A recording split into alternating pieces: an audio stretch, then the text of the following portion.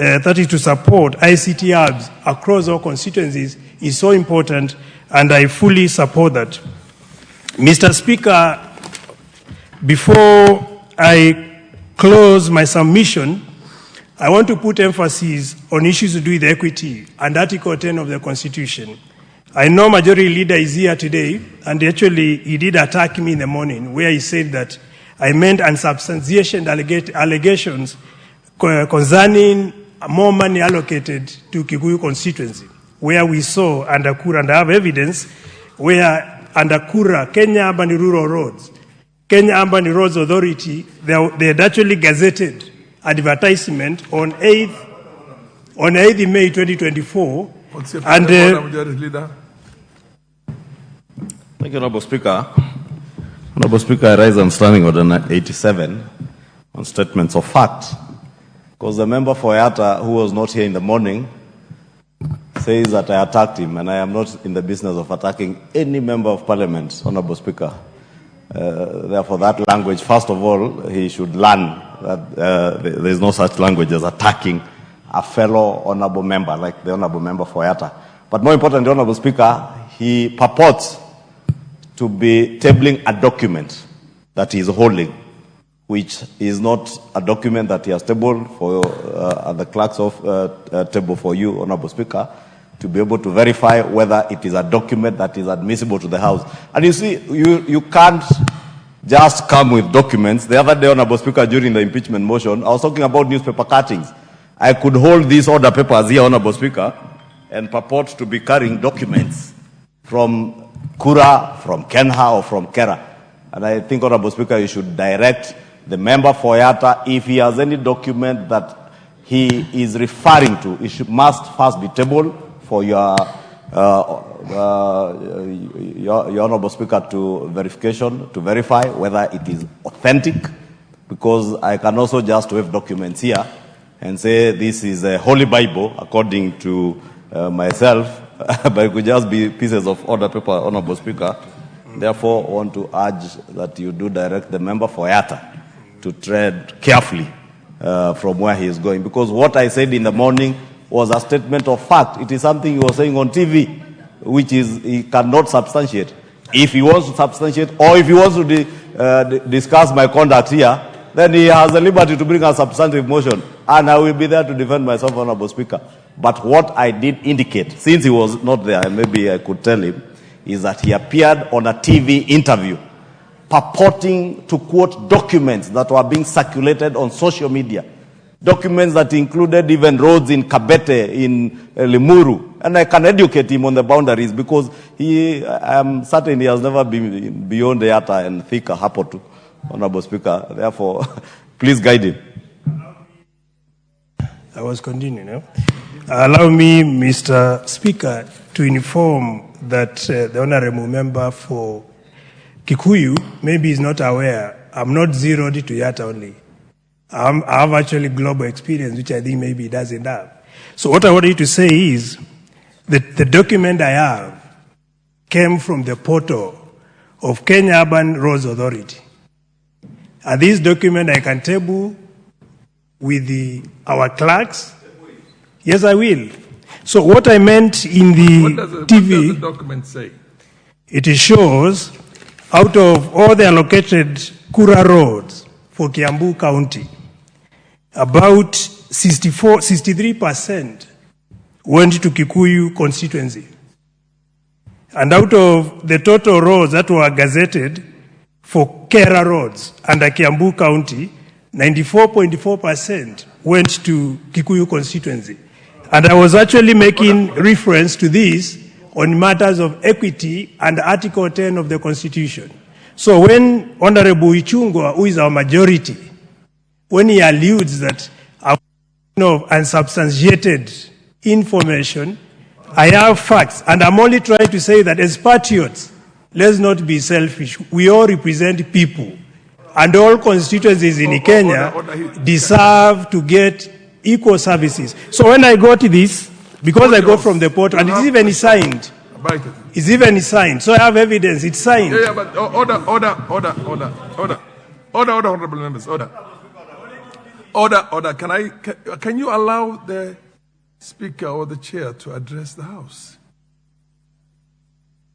Now, what exactly are you trying to tell the House in terms of what goes where? The government, through its own expenditure, has a right to take development to wherever it wants. So when you say that a certain portion, that percent, are you citing a provision of the Constitution that has been contravened or a standing order? What exactly are you trying to say? No. First of all, order. Could you first of all lay that document on the order? Can you lay that document on the table? Proceed. Come and lay it on the table. Order, Honorable. Okay, Honorable Kimani Ichung'wa, you will have all the time to raise your point of order. Can you allow the chair to run this place? If you sit back and just listen, you will even be better empowered yourself to interrogate the honorable member that you interrogate. So relax. So exactly what is that you want to tell the House or the chair in this matter? Give me the mic. What I was trying to say, under Article 10 of the Constitution, we talk of equity in governance and service delivery. So it's important as a nation, we all distribute resources equitably because all Kenyans pay taxes. What does equitable mean? Equity means fairness. And I can make a reference. Fairness. Allow me, Mr. Speaker. Can I tell you? Order. You know, there is a serious misunderstanding of the workings of government and statecraft. If you're going to say that a government project, there's an airport that has been constructed in Nairobi that's worth 300 billion. Would it be fair to say that we must have a similar one in Wajir, a similar one in Makueni, a similar one in Isiolo? What exactly do you understand equity to mean?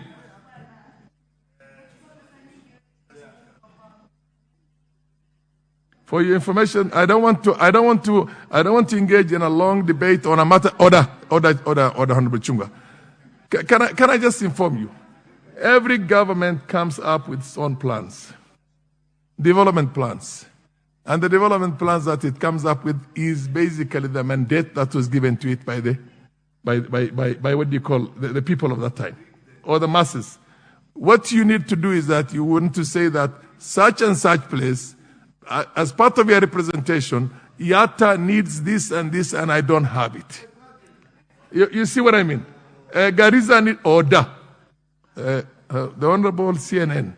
I remember you had a dream sometimes about, is it Honorable, my old good friend, the Professor?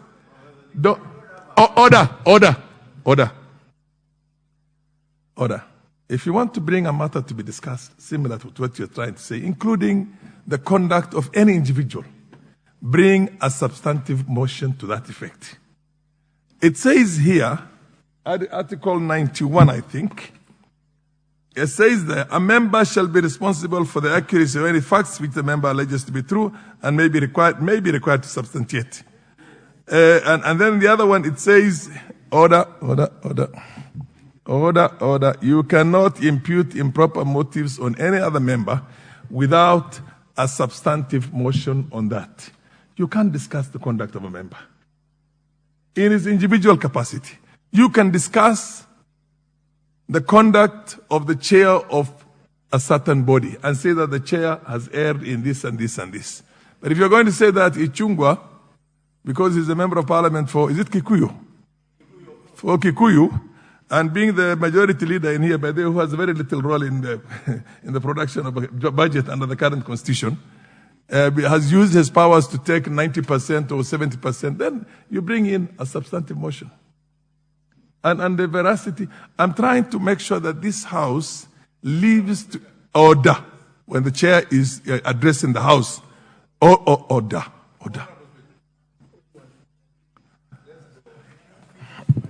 I left this House when there was a serious order. I have come back when some of you want to turn this into something other than an August House. When the chair is addressing, you don't talk, you sit still. Under the circumstances, I don't see how this debate goes into the individual character or conduct of any member. If you want to do that, bring a substantive motion. Bring a substantive motion. I am sure I would gladly, if I were the Speaker, approve that and it will come up for debate. This is the House of Representation. Order. I'll give you an opportunity to say what you have to say, but can I have the document? Can I have the document? Order. The honorable member for Mpakasi, you shall remain out of this house for the remainder of the day. You do not. The basic rule you learn in this house, in any August house, is that you do not question the authority of the Speaker. Order. Honorable, the MP for me, the Honorable CNN. Order. I will throw, if it's going to take me throwing everybody out, I will throw out. The honorable member for Mpakasi, you shall remain out of the house for the remainder of the day.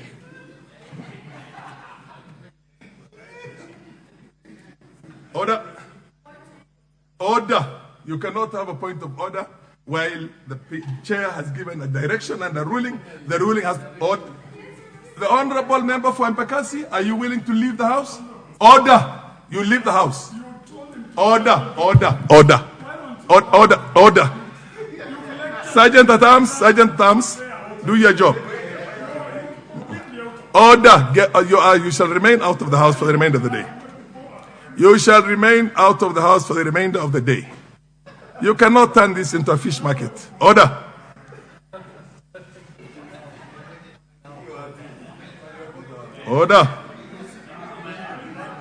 My position is, let me tell you one thing. I have been in this house before any of you. And I know how this house should be run. And if it's going to take me throwing everybody out, I will not hesitate to do that. So, I want to see the next person who is going to go out of order, and you'll see what will happen. Now, under the circumstances, you have tabled this document. Have you finished your submission? Okay, proceed. Yeah, thank you. So, in line with the current budget, I've already put emphasis that it's important we observe equity and Article 10 of the Constitution. Another very important cross-cutting issue is gender mainstreaming. Our budget needs to be gender responsive so that it takes interests and the priorities of women and men of this country. Another key issue, Mr. Speaker, that I wanted to put across in regard to our current budget is that we need to commit to implement the budget, because all the time we read very appetizing or enticing budget, but when it comes to implementation, there's always been delays to do with exchequer, where money has been delayed and the project implementation has delayed. So it's important that promptly the exchequer releases money for projects to be implemented within the shortest time possible. So with that, Mr. Speaker, I submit and I support the budget as tabled by Honorable Dendi Nyoro. Thank you.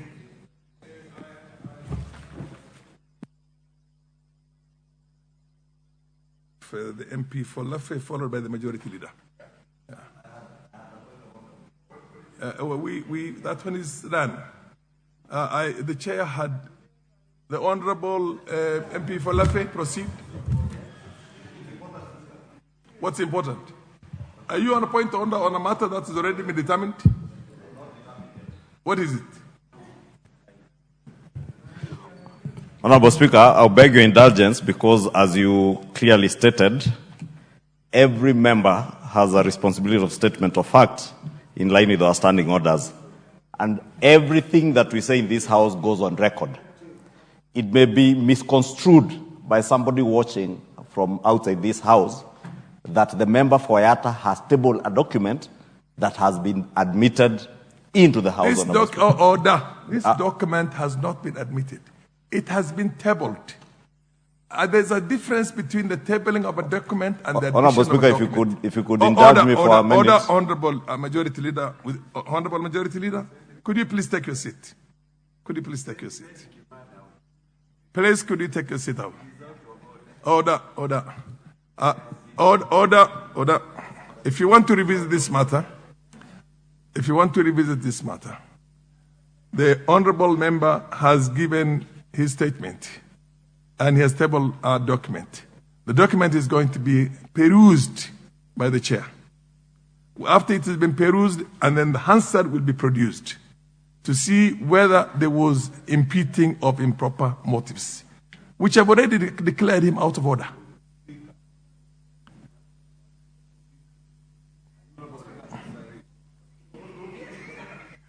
Order.